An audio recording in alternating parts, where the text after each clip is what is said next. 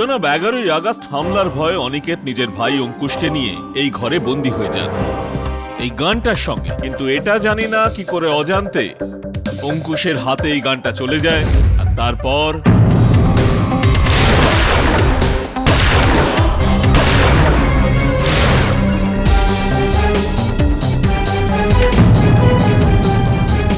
এরকম একজন ব্যক্তি যার মানসিক বয়স 2 বছরের হবে, যে একটা ফোনও ঠিক মতো ধরতে পারে না, এখন এরকম ব্যক্তি হাতে পিস্তল ধরে লক্ষ্য স্থির করে 3-3টে গুলি কি করে চালাতে পারে ইওর অনার? Shoot shoot!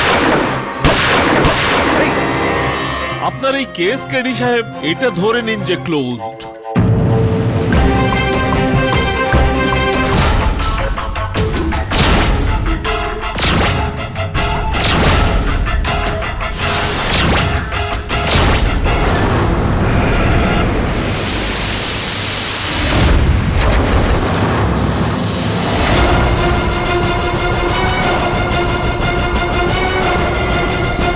আমার হিস্ট্রিটা জেনে আমার বায়োগ্রাফি লেখার আগেই আমি এখান থেকে পালিয়ে যাব।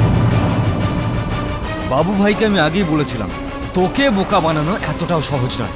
আমার মিথ্যেটা ধরা পড়েছে। বাবু ভাই? উনি আমাকে এখানে পাঠিয়েছেন যাতে এটা আমরা জানতে পারি যে তুই আমাদের উপরে সন্দেহ করছিস কিনা। আর যদি করে থাকিস তাহলে মিস্টার পাঠক নিজের মাথা থেকে এসব বার করে দে, না হলে পরের বার আমার মুখ নয় আমার বন্দুক কথা বলবে। ঢুকেছে কথাটা মাথায়? ওকে।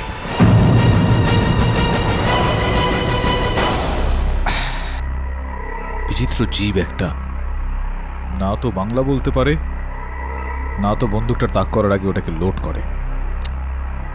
কি অবস্থা এই ভারতবাসীর!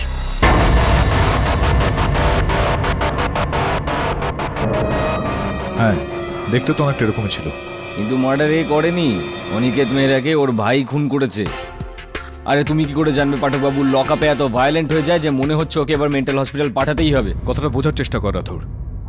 অঙ্কুশের মানসিক পরিস্থিতিটা বোঝ। একই তো ওর মানসিক বয়সটা হলো 2 বছরের বাচ্চার মতো। তার উপর বাবার মতো ওর দাদা অনিকেতকে হত্যা করা হয়। তার উপর তোমরা ওকে ওই অন্ধকারে বন্ধ করে রেখেছ। তোমার সঙ্গে যদি এটা হতো তো তাহলে কি প্রভাব পড়তো তোমার উপর? এখন এই যে যা কিছু হচ্ছে ওর সঙ্গে, তার প্রভাব ওর মনের উপর পড়ুক, তার আগে আমি ওকে এই সমস্ত কিছু থেকে বের করে আনতে চাই। ভুলে যাও পাঠকবাবু। স্যার আপনি তো জানেন অনিকেত স্যার যে পরের ফিল্মটা বানাতে যাচ্ছিলেন সেটা বাবু ভাইকে নিয়ে, আর বাবু ভাইকে এই ফিল্মে খুব বাজে মানুষ হিসেবে দেখানো হয়েছিল। এই জন্য বাবু ভাইয়ের ওখান থেকে রোজই হুমকি আসছিল যে অনিকেত স্যার এই ফিল্মটাকে যেন বন্ধ করে দেয়। কান খুলে শুন, শেষবার বলছি, এই ফিল্মটা বন্ধ কর। দেখ, আমিও শেষবার বলছি, আমি একজন ডাইরেক্টর, আর আমি কোনো বাবু ভাইয়ের কথায় ফিল্ম বন্ধ করব না। শুনেছিস তুই? আরে তোর মাথাটা খারাপ হয়েছে নাকি? বাবু ভাইয়ের না শোনার অভ্যেস নেই। আর আমারও হ্যাঁ বলার অভ্যেস নেই। শুনেছিস? আমারও হ্যাঁ বলার অভ্যেস নেই।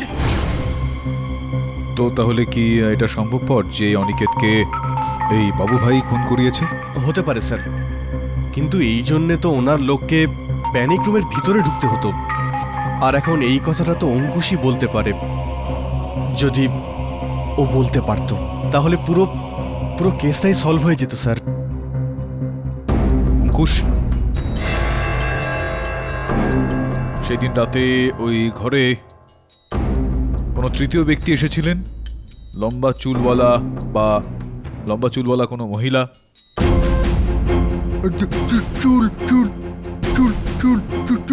হ্যাঁ, চুল, লম্বা চুলওয়ালা।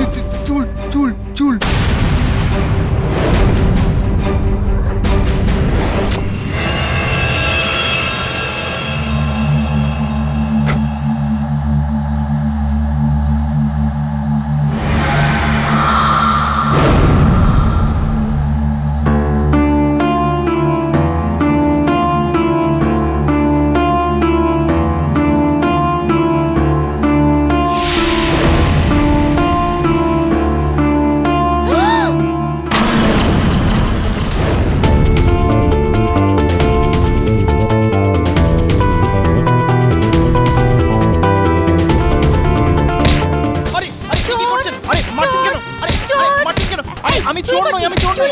শুনুন শুনুন, আমি চোর নই। আপনি পাগল হয়ে গেছেন নাকি? আমি বললাম তো আমি চোর নই। আমি কেডি স্যারের অ্যাসিস্ট্যান্ট, এখানে চেক করতে এসেছিলাম। বলছি তো আমি তুমি চোর যদি নই। কেডি স্যারের অ্যাসিস্ট্যান্ট হও তাহলে এভাবে চোরের মতো ঢুকছিলে কেন? আমি বললাম তো আমি চোর নই। আমার মুখ থেকে চোর মনে হয়? এক চোর মারবো ঘুরিয়ে। আমি তো এই দেখ এই আয়না দেখছিস? আমি এটাই দেখতে এসেছিলাম। ওই রাতে কোনো লোক নিশ্চয়ই এখান দিয়ে এসেছিল, আর তুমি ভাবলে আমি নাকি চোর। ওই চোরটাই তো অ্যালার্ম ট্র্যাকার করেছিল। হ্যালো, ও চোর ছিল না, নিশ্চয়ই অন্য কেউ ছিল। হ্যাঁ হ্যাঁ, মানে?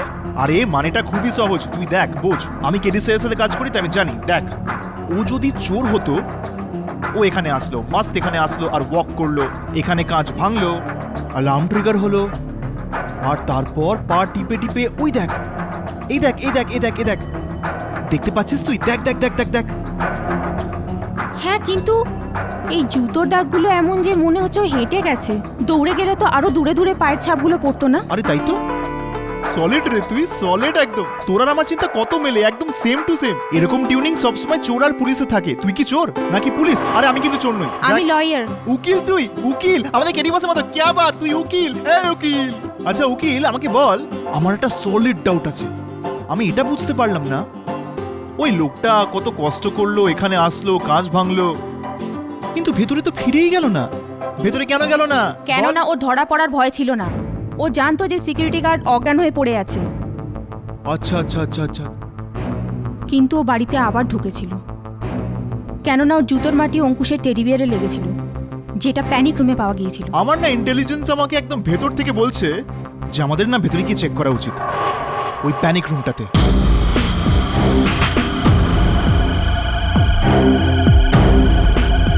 চল উকিল, চল চল।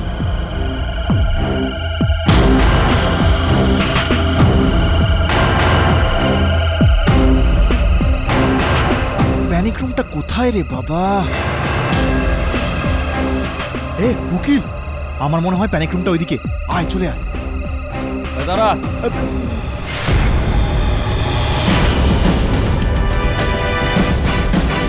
কেডি পাঠকের বাড়ি নাকি যেখানে এভাবে ঘুরছো তোমরা? ক্রাইম হয়েছে এখানে, ভিতরে কি করে এলে তোমরা? হ্যাঁ করো বলে। আচ্ছা, ওই নকল জার্নালিস্টটা ধরা পড়েছে? আসছি আমি। তোমরা দুজন যদি এর ভিতরে গেছো তাহলে ভিতরে করে দেবো। হ্যাঁ স্যার।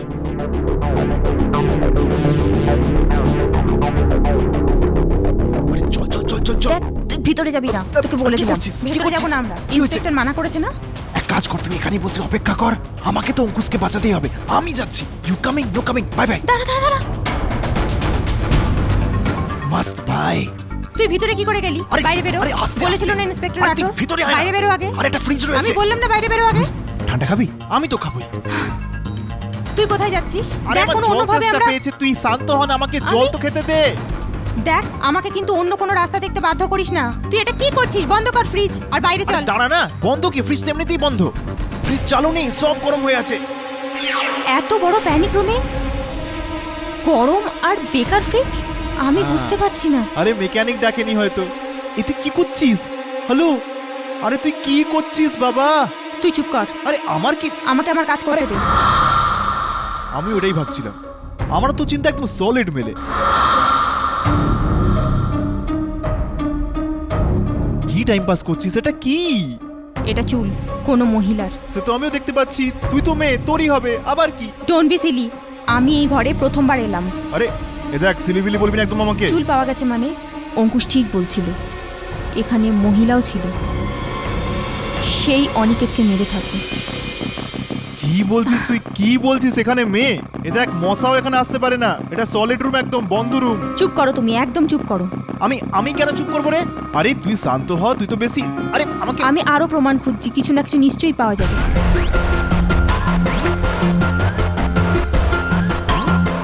এই দেখ, এখানে মশাও আসতে পারবে না। তো একটা গোটা মহিলা কোথা থেকে আসবে? হ্যাঁ, এখানে লক আছে, সলিড লক লাগানো আছে। বুঝতে পারছিস আমার কথা তুই? আই সাবাস, কি সলিড লক মাইরি, সলিড লক। এই দেখ, দেখ না, দরজা কিরকম মাস্ট বন্ধ হয়ে যাচ্ছে।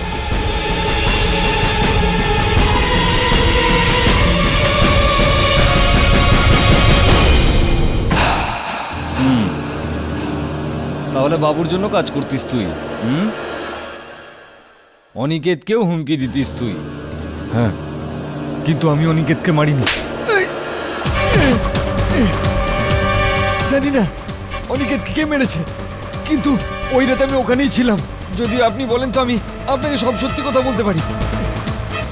আরে মিথ্যে তো তুই ইন্সপেক্টর রাঠোরকে এমনিও বলতে পারবি না, সত্যি করে বল। ওই রাতে আমি বাংলোর ভিতরে কাউকে যেতে দেখেছিলাম। কাকে?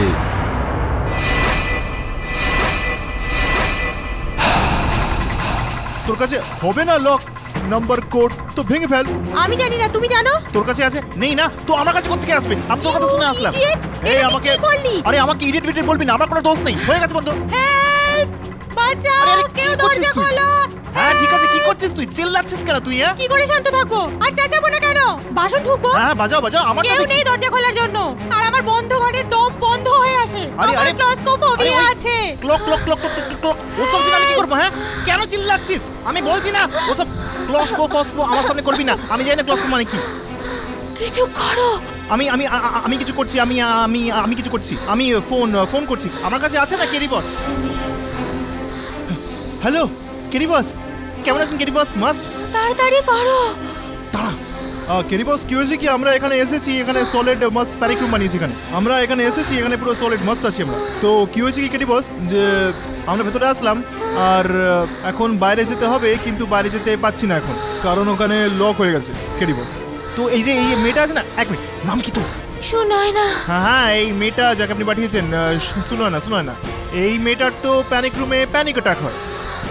তো আমার তো পুরো ওয়াট লেগে গেছে। তাড়াতাড়ি করো। কেডি বস, আমাদের হেল্প করো না কেডি বস। কি করবো এখন? আমি মরে যাব তোমার জন্য। I hate you. এ দাঁড়া দাঁড়া দাঁড়া, একদম পড়বে না, একদম পড়বে না। আরে দাঁড়া দাঁড়া দাঁড়া। আরে কেমন লাগছে তোর এখন? হাওয়া পাচ্ছিস? হাওয়া আসছে। আরে তুই ওঠ ওঠ ওঠ ওঠ, আমি কেস খাবো পুরো, তুই ওঠ না। আর যদি আমি মরে যেতাম তো সব দোষ তোমার হতো।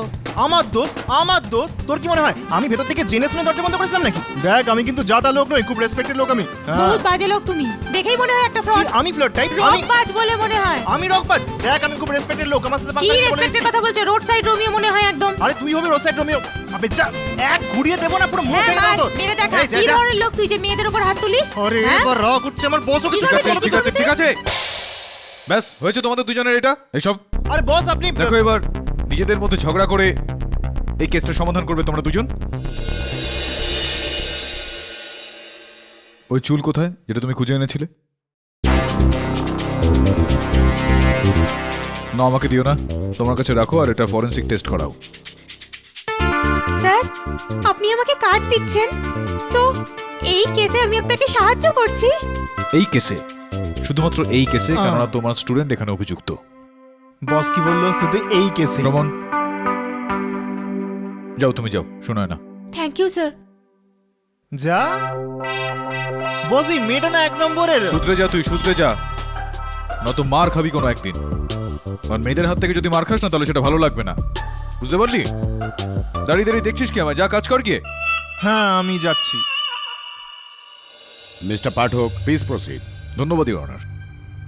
হ্যাঁ তো বোবো সাহেব, দয়া করে আদালতকে আপনি বাস্তবটা বলে ফেলুন, আপনি ঠিক কে, কারণ আপনি কোনো সাংবাদিক তো নন। আগে আগে আমি একজন শুটার, আর বাবু ভাইয়ের জন্য কাজ করি। Order order, silence in the court please. বাবু ভাই নারায়ণ, আগে ওই গ্যাংস্টার। হ্যাঁ, গত কয়েক মাস ধরে আমি বাবু ভাইয়ের কথায় ডাইরেক্টর অনিকেত মেহরাকে হুমকি দিচ্ছিলাম। হুমকি তো আপনি দিয়েই যাচ্ছিলেন, আর ওই হত্যার দিন রাতে আপনি ওর বাংলোর বাইরে উপস্থিত ছিলেন।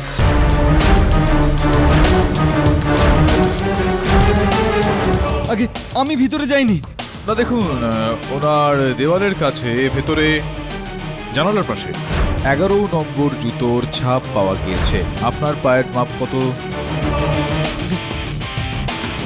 11 নম্বর। এটার অর্থ হলো এই যে এটার কোনো অর্থই হয় না। পাঠক সাহেব, 11 নম্বরের জুতো তো আমার শ্বশুর মশাইও পরে, আর এই শহরে থাকা অনেক লোকই। হ্যাঁ, কিন্তু ওই সমস্ত মানুষজন, বিশেষ করে আপনার শ্বশুর, হত্যার দিন রাত্রিবেলা অনিকেতের বাড়ি তো যাননি নিশ্চয়ই। আমি দিব্যি খেয়ে বলছি স্যার, ওই ছাপগুলো আমার নয়, ওগুলো অন্য কারোর হবে যে ওই সময় ওখানে ছিল। আর আমি জানি ওই লোকটা কে।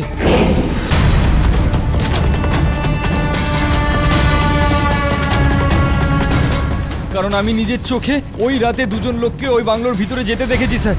কাকে দেখেছিলে ভাই? হ্যাঁ বাবু ভাই, কি করব? আরে সারা রাত এর বাংলোর বাইরে চৌকিদারি করা কোনো মানেই হয় না। আরে আপনি একবার হ্যাঁ বললে আমি ওর বাংলোর ভিতরে ঢুকে ওর কানের গোড়ায় বন্দুকটা এমনভাবে রাখবো যে ও অ্যাকশন বলার আগেই প্যাক আপ বলে দেবে। ঠিক আছে বাবু ভাই।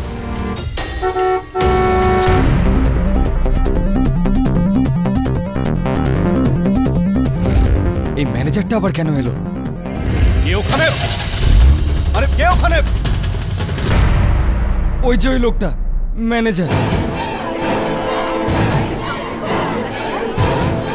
আমি ওখান থেকে বেরিয়ে গেছিলাম, তারপর ওই ভিতরে ঢুকেছিল স্যার। ও কি সত্যি কথা বলছে নাকি? আপনি সেদিন বাংলো থেকে বেরিয়ে আবার ফিরে এসেছিলেন?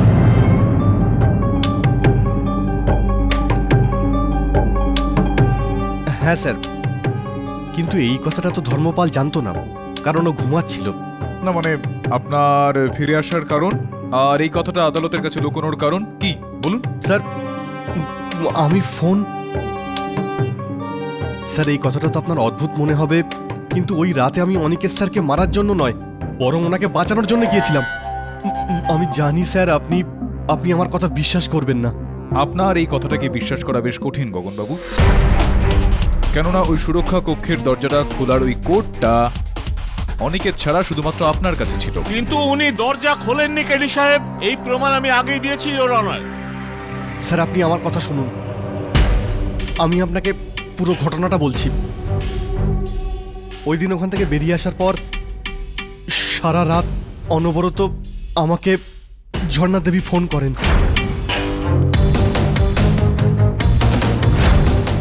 অভিনেত্রী ঝর্ণা? হ্যাঁ। কেন কেন করছিলেন আপনাকে অনবরত ফোন? এটা অ্যাকচুয়ালি অনিকেত স্যার ওনার ফিল্মের হিরোইনের জন্য ঝর্ণা দেবীকে প্রমিস করেছিলেন, কিন্তু স্যার লাস্ট মোমেন্টে অনিকেত স্যার নিজের মত বদলান আর মীরা দেবীকে নিজের ফিল্মে নিয়ে নেন। তো ঝর্ণা দেবী দুঃখ পেয়েছিলেন এই বিষয়টাতে? ওনার মুখ থেকে তো আগুন ঝরছিল। ওই অনিকেতের এত বড় সাহস, ও আমাকে রিপ্লেস করে দিল, তাও ওই ওর গার্লফ্রেন্ডের জন্য। যদি ও আমার রোলটা মীরাকে দিয়ে দেয় না, আমি বলে দিচ্ছি আমি ওকে মেরে ফেলবো। কুল ডাউন ঝর্ণা ম্যাম, দেখুন আর কিচ্ছু করার নেই। অনেক কিছু হতে পারে, ওকে অ্যাজ আ ডিরেক্টর আমি ব্রেক দিয়েছিলাম, আর এখন যখন আমার সময় খারাপ ও আমার সাথে, ছাড়বো না আমি ওকে।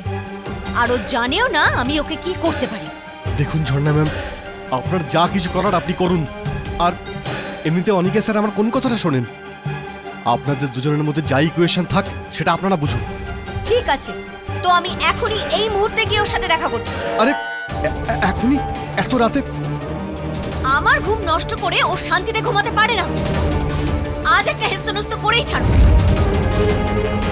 ঝর্ণা, আমার তো দম বেরিয়ে গিয়েছিল। আমার তো মনে হয়েছিল কে জানে এই পাগল মহিলা বসের বাড়িতে গিয়ে কি সিন ক্রিয়েট করবে। তখনই আমি অনিকেত স্যারকে ফোন করি ওনাকে ইনফর্ম করার জন্য, কিন্তু অনিকেত স্যার ফোনই তোলেননি। ব্যাস এই জন্য আমি আবার ওনার বাড়িতে ফিরে যাই।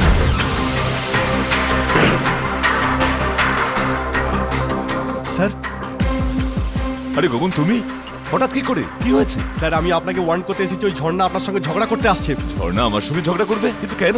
সেই একই কথা যে ফিল্মে ওকে হিরোইন করো। স্যার আমি তো আপনাকে বলছি ওকে আপনি ঘরে ঢুকতেই দেবেন না, না হলে অযথা ও সিন ক্রিয়েট করবে। শোনো আমার কথা, ঝর্ণা আসছে, ওকে আসতে দাও। ও আমার ফিল্মে হিরোইনের রোল চাইছে, তো পেয়ে যাবে, কি প্রবলেম? কিন্তু স্যার ওই মীরা? কে মীরা? দেখো, তুমি যাও, সকালে শুটিং আছে, অনেক কাজ আছে, গিয়ে নিশ্চিন্তে ঘুমিয়ে পড়ো। আর ঝর্ণার ব্যাপারটা আমি দেখে নেব, ঠিক আছে? যাও।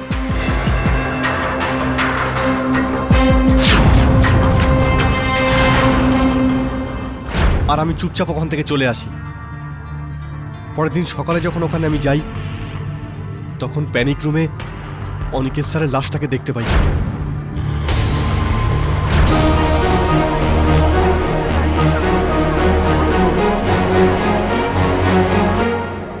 মানে ঝর্ণা ওই রাত্রে অনিকেতের সঙ্গে দেখা করতে যান, তো এই কথাটা আপনি এতদিন ধরে লুকিয়ে কেন রাখলেন? আর এখন কেন এটা বলছেন যখন আপনার এই মিথ্যাটা ধরা পড়ে গিয়েছে তখন? স্যার একটা সত্যি বলবো? হ্যাঁ হ্যাঁ, তাড়াতাড়ি সত্যিটা বলে ফেলুন। আর তাছাড়াও আদালতে সত্যি কথাই বলতে হয় আমার ভাই। স্যার আমি অনিকেত স্যার লাশের পাশে অঙ্কুশকে হাতে আমি বন্দুক নিয়ে যখন দেখি তখন আমি লোভে পড়ে যাই। আমি জানতাম যে অনিকেত স্যারের পরে অঙ্কুশই ওনার একমাত্র উত্তরাধিকারী, আর যদি ওরও জেল হয়ে যায় তো অনিকেত স্যারের কোটি টাকার সম্পত্তি আর ইনভেস্টমেন্ট সব আমার হয়ে যাবে, কারণ অঙ্কুশের পরে ওনার সব থেকে ক্লোজ আমিই ছিলাম। লোভ খুবই খারাপ জিনিস আমার বন্ধু।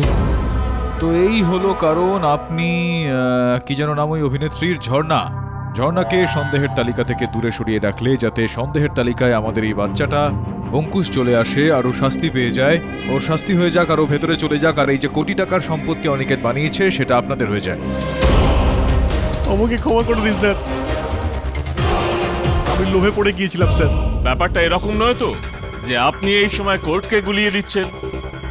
জনাব, যতক্ষণ না মিস ঝর্ণা এই কথা স্বীকার না করছে এনার সাক্ষী ভিত্তিহীন।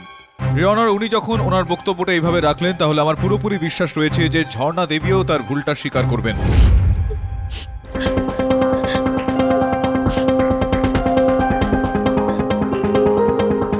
ঝর্ণা দেবী, এখনো তো আমি কোনো প্রশ্নই আপনাকে করলাম না, আর আপনি এই নিন চোখের জল মুছে নিন। আপনি কিছু বলার মতন অবস্থায় রয়েছেন? কিছু বলতে চাইবেন আপনি? আমি অনিকেতকে মারিনি, আমি মারিনি অনিকেতকে। না, মারেননি। আমার বক্তব্য হলো এই যে এইমাত্র আদালতে যে বয়ানটা দেওয়া হলো যে আপনি ওখানে মধ্যরাতে গিয়েছিলেন অনিকেতের সঙ্গে দেখা করতে। আগে হ্যাঁ, গগন যা যা বলেছে সবই সত্যি। আমি ওই রাতে খুব রেগেছিলাম আর আমি ওর বাড়িতেও গিয়েছিলাম। ওয়াচম্যান দরজা খোলো। অনিকেত বাইরে বেরো, কতক্ষণ আমার থেকে পালিয়ে বাঁচবে? আমি কি জানি না যে মীরা তোমার সাথে কি করেছে? এটাই তোমার শাস্তি, আরো বিশ্বাস করো ওকে। শুনেছো তুমি? এটাই তোমার শাস্তি।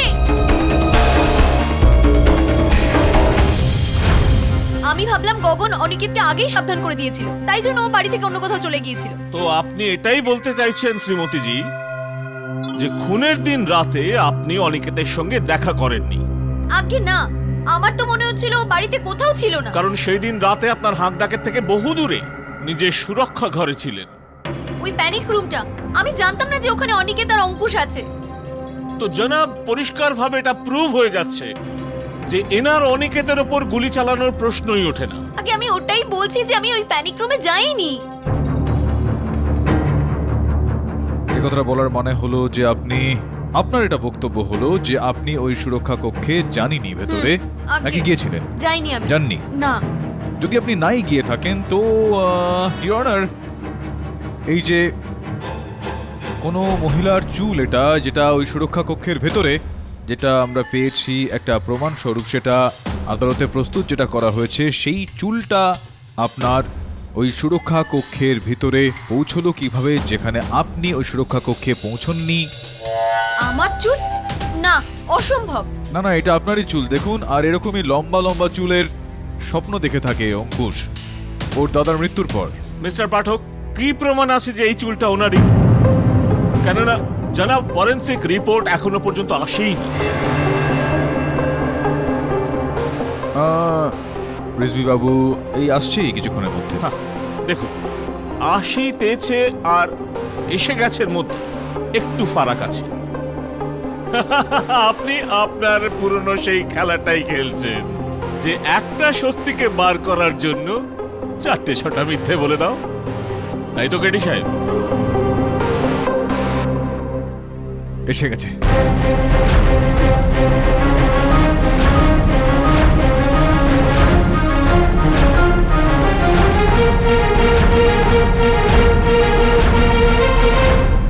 হ্যাঁ, তো ঝর্ণা দেবী, এবার দেখুন এই ফরেনসিক রিপোর্টটা চলে এসেছে, যেটা বলতে চলেছে যে এই চুলটা আপনারই, আর এই চুলটা সুরক্ষা কক্ষের ভিতরে পাওয়া গিয়েছে, যার মানে এটা দাঁড়ায় যে আপনি সুরক্ষা কক্ষের ভিতরে গিয়েছিলেন কি জাননি? আমি যাইনি। আমি কতবার বলবো এই চুল? দেখুন, আপনি গিয়েছিলেন, এই কারণেই তো এই চুলটা ওখানে।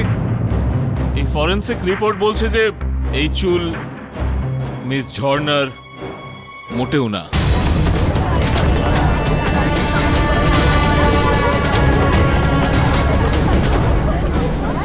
আর এই চুল অন্য অভিনেত্রী মীরার।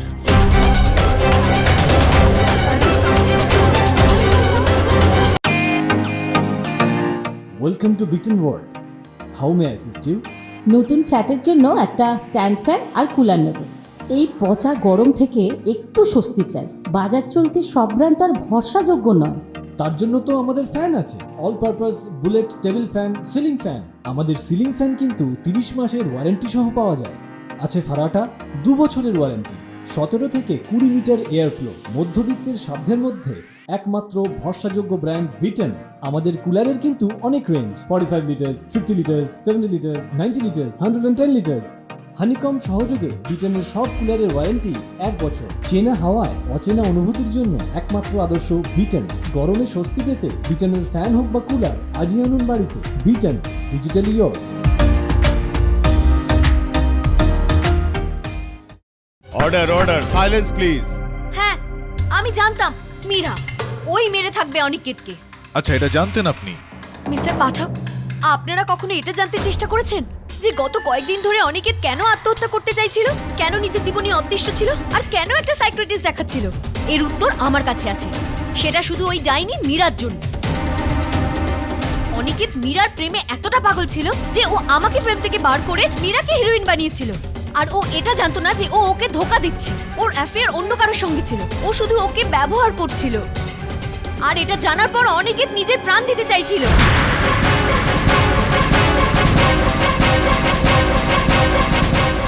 গল্পটা তো আমি আপনার বুঝতে পেরে গিয়েছি, কিন্তু এইটা আমি বুঝতে পারছি না মীরার কাছে কি উদ্দেশ্য থাকতে পারে অনিকেতকে মারার। কেননা ধোকা তো মীরা অনিকেতকে দিচ্ছিল, তাই না? আপনি গগনের কথা শুনেছেন? অনিকেত ওকে বলেছিল যে ও মীরার জায়গায় আমাকে ফিল্মের হিরোইন করবে। আর ও এই কথা 100% মীরাকেও বলে থাকবে। আর এই রাগেই মীরা হয়তো ওর প্রাণ নিয়ে থাকবে। কিন্তু মীরা ওই প্যানিক রুমে ঢুকলো কি করে? এটা আমি জানি না, কিন্তু ওই রাতে যখন আমি ওখান থেকে বেরোই আমি দেখলাম মীরার গাড়ি ওখানে পার্ক করা। এখন আপনি বলুন, অনিকেতকে কে মেরেছে? আমি না ওই মীরা, যার চুলও ওই ঘর থেকে পাওয়া গেছে? আর এর থেকে বেশি কি প্রমাণ চান আপনি? ইওর অনার, ক্ষমা চেয়ে নিচ্ছি আমি মাঝে কথা বলার জন্য, কিন্তু আমার এরকমটা মনে হয় যে এইমাত্র ঝর্ণা দেবীর বক্তব্যে যেই কথাটা সামনে উঠে আসে তা হলো মীরা এই মোকদ্দমার গুরুত্বপূর্ণ অংশ। তো ওনাকে এখানে না ডেকে, ওনার কথা না শোনা পর্যন্ত আমার মনে হয় যে এই কেসটাকে এগিয়ে নিয়ে যাওয়া অনুচিত হবে ইওর অনার।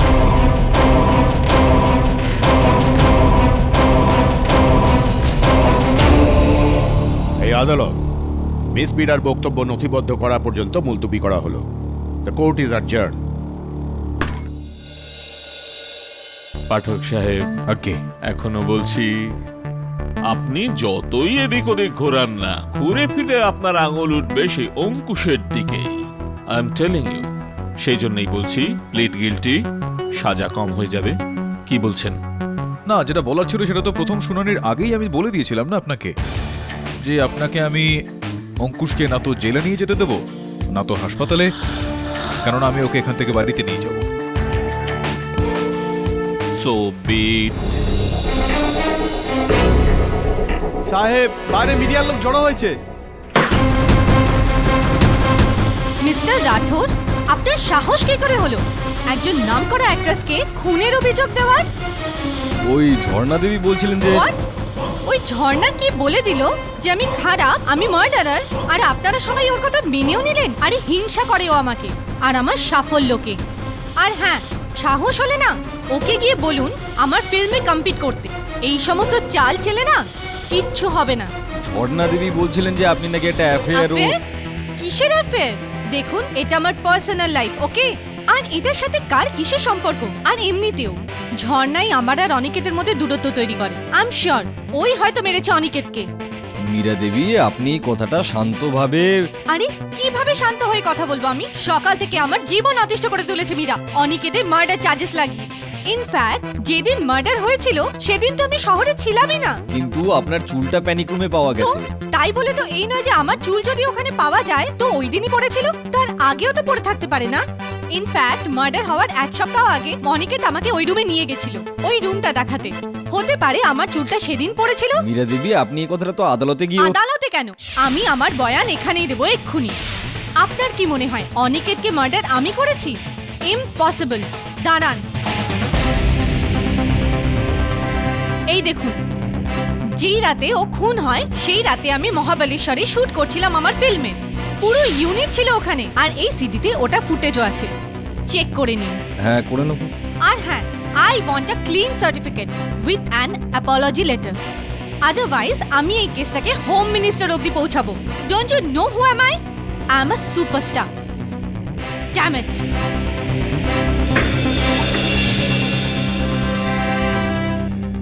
মহিলা তো নয়, মহা সমস্যা। হ্যাঁ, কটা হিট পিকচার করেছে রে? সাহেব একটা। আর যদি 10টা করে তাহলে এই সিনটা পার্লামেন্টে হবে নাকি? ঠান্ডা নিয়ে আসো। হ্যাঁ সাহেব। আরে এতে হয়রান হবার মতো কি ব্যাপার আছে? আমি তো প্রথম থেকেই জানতাম মীরা নির্দোষ। তাহলে ঝর্ণা? হুম, এই যে বসে আছে না আমাদের সামনে, এই হলো ওর দাদার আসল খুনি। এর সঙ্গে তো জোর জবরদস্তিও করা যাবে না, তাই না?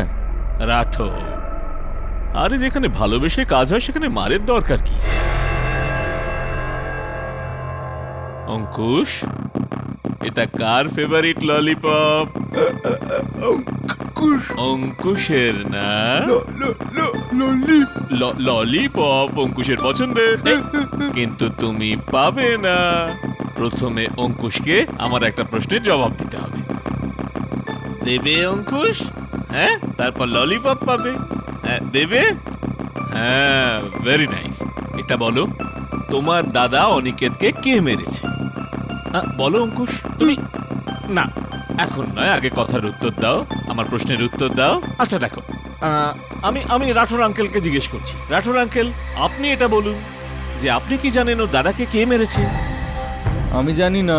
হ্যাঁ, না তবে উনিও পাবেন না। এটা তো আমি অঙ্কুশের জন্য রেখেছি না? কিন্তু অঙ্কুশ, এই দেখো, আমি এটাকে এবারে বার করব।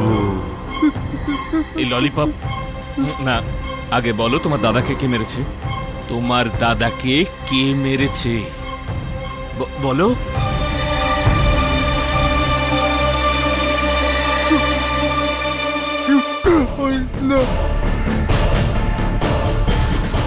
নয়না দিদি।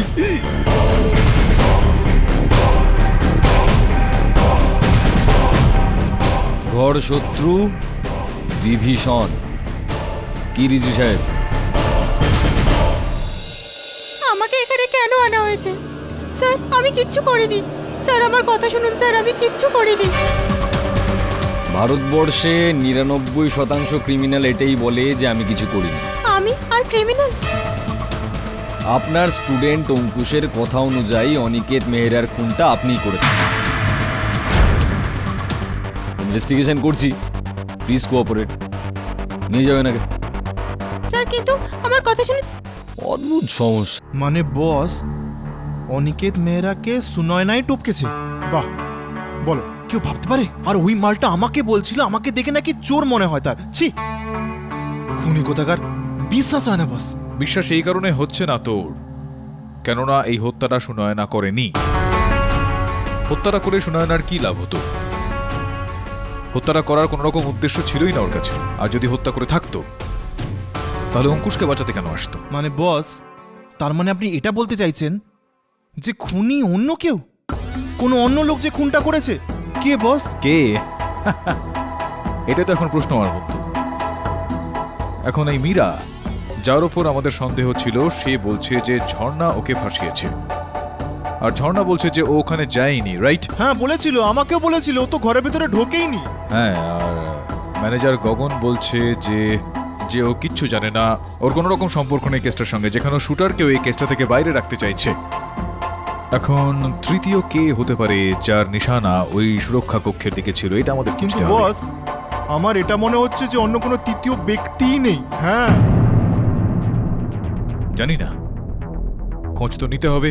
বস, আমার না গলা শুকিয়ে যাচ্ছে, আমার না তো টেনশন হচ্ছে, আমার মাথায় কিচ্ছু ঢুকছে না।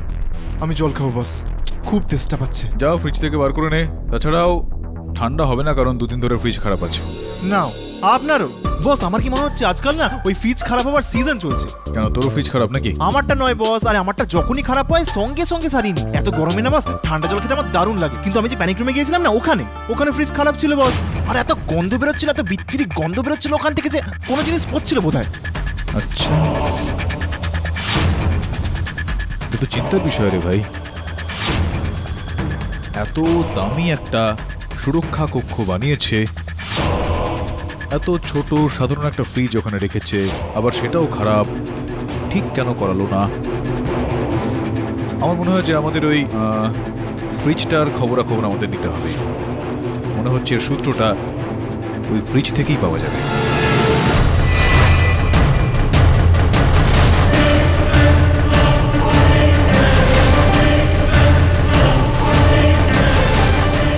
বোতলগুলো গরম, ফ্রিজটা তো বন্ধ আছে।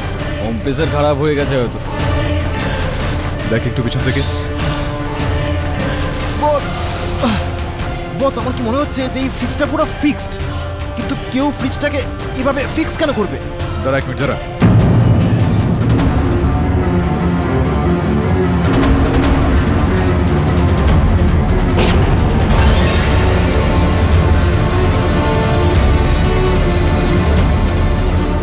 তার মানে এই প্যানিক রুমে ঢোকার আরও একটা রাস্তা।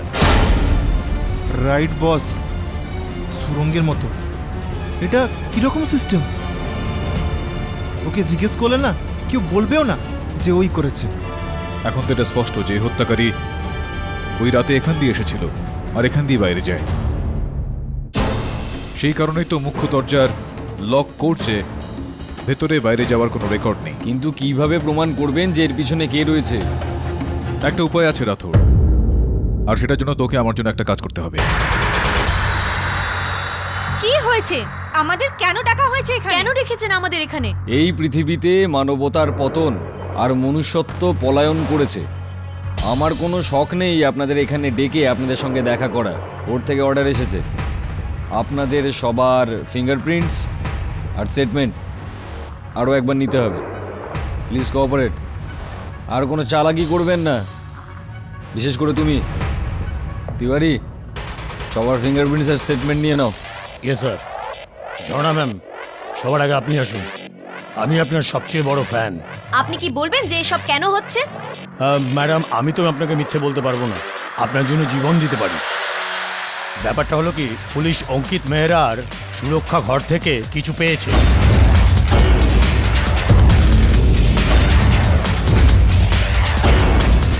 কি পাওয়া গেছে সেটা জানা যায়নি, কিন্তু কাল সকালে ফরেন্সিক টিম পরীক্ষা করতে ওখানে যাবে। এখন ওটা খুনিরই না অন্য কারোর সেটা জানা যায়নি।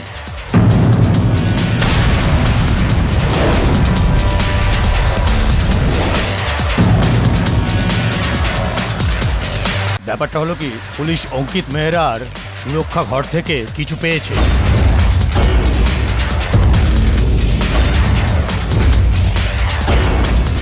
কি পাওয়া গেছে সেটা জানা যায়নি, কিন্তু কাল সকালে ফরেন্সিক টিম পরীক্ষা করতে ওখানে যাবে। এখন ওটা খুনিরই না অন্য কারোর সেটা জানা যায়নি।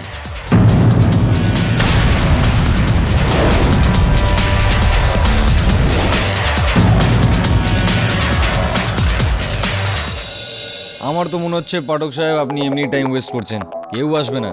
ধৈর্য ধরুন রাথোর বাবু, আমার পুরোপুরি বিশ্বাস রয়েছে হত্যাকারী এখান দিয়ে আসবে। সত্যি বস, আমি না আজ আপনার ফ্যান হয়ে গেছি, সলিড ফ্যান। মানে কামাল বস, যে প্রমাণ নেই সেটাই। বস আপনার কি মনে হয় কি হতে পারে? আওয়াজ পাওয়া যাচ্ছে।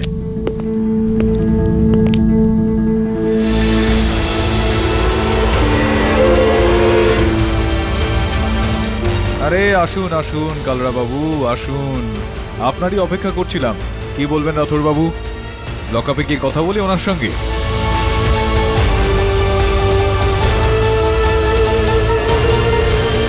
স্যার, যেদিন আমি ওই প্যানিক রুম বানিয়েছিলাম ওই দিন অনিকেত স্যারকে না বলে আমি একটা নকল ফ্রিজের থ্রু আর একটা সিক্রেট ডোরও বানাই। অর্থাৎ অনিকেতকে হত্যা করার পরিকল্পনাটা আপনি অনেক আগেই বানিয়েছিলেন, আর ওই রাতে, হত্যার দিন রাতে কাঁচ ভেঙে ওই যে অ্যালার্ম বেজেছিল, ওটা কি আপনি বাজিয়েছিলেন?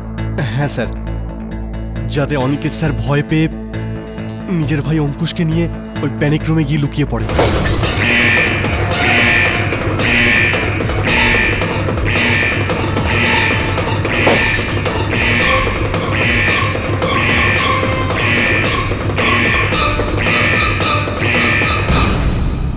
আর তারপর একটা মহিলা সেজে আমি ওই সিক্রেট ডোর দিয়ে প্যানিক রুমে প্রবেশ করি।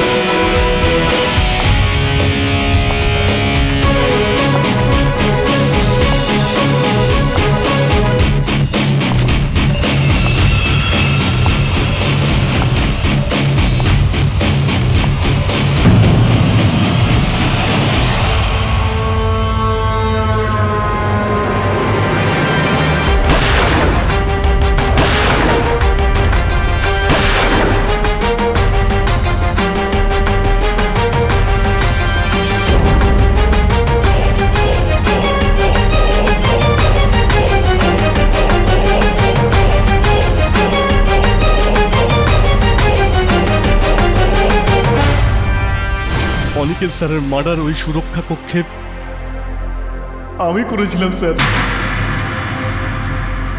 ওনার সম্পত্তির জন্য।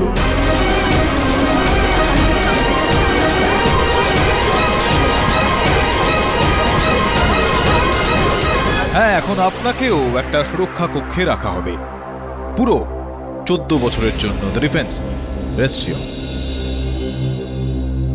সমস্ত সাক্ষ্য এবং যাবতীয় প্রমাণাদি বিচার করে এই আদালত গগন কালরাকে অঙ্কিত মেহরার হত্যাকাণ্ডে দোষী সাব্যস্ত করে অবিলম্বে গ্রেফতার করবার হুকুম দিচ্ছে, আর অঙ্কুশ মেহরাকে নির্দোষ গণ্য করে সসম্মানে মুক্তি দিচ্ছে। Case is closed.